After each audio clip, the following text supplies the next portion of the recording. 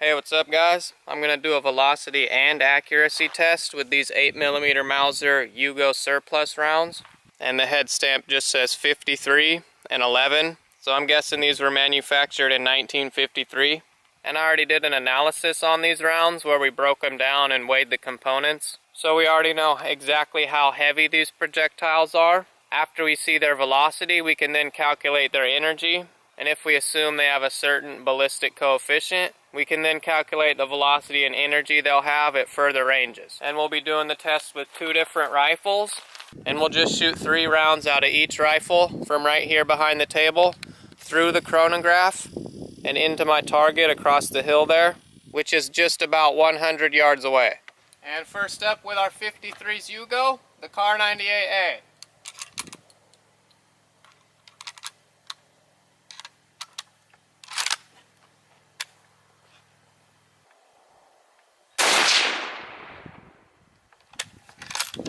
$24.29, $24.60,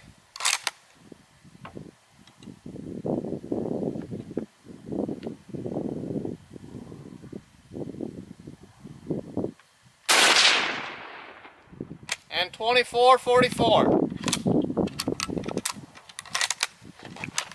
And here's what we got from the Yugo surplus with the Car98A. A little bit to the left this time, but surprisingly like right on, elevation wise. If it was just a few inches to the right, those would be nearly dead center. So it obviously just depends on what kind of ammo I'm using.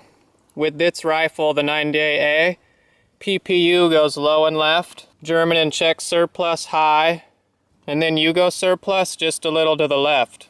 So I would say out of all the rounds I've tested, and our group was about a little over 3.5 inches side to side and just about 2 inches from top to bottom. So 3.5 by 2. And now the Yugo surplus from the Yugo Mauser.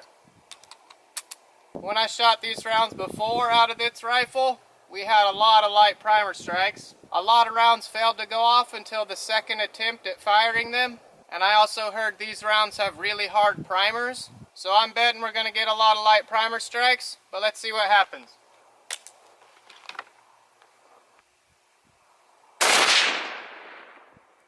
$25.52.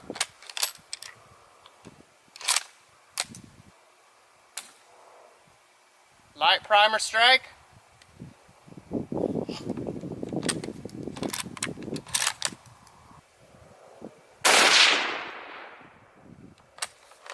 $25.60. Let's try that round that failed to go off one more time. $25.46. And it seems like we were more inaccurate with the Yugo Mauser because we got one hit here, one up here, and then one way over here. And these two were just about 6 inches apart. Nearly the same left to right, just 6 inches higher than the other one. But then our other one over here is more than 6 inches away, probably about 6.5 inches. So it seems like we pretty much had about 6.5 by 6.5 with the Yugo Mauser.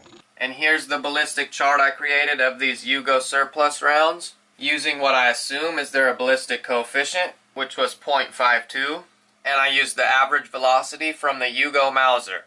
And this is with a 7-mile-an-hour wind at a 110-degree angle.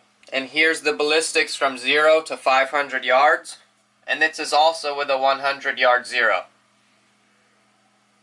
And now here's the ballistics from 500 to 1,000 yards. But anyways, that's all for this video. Thanks for watching.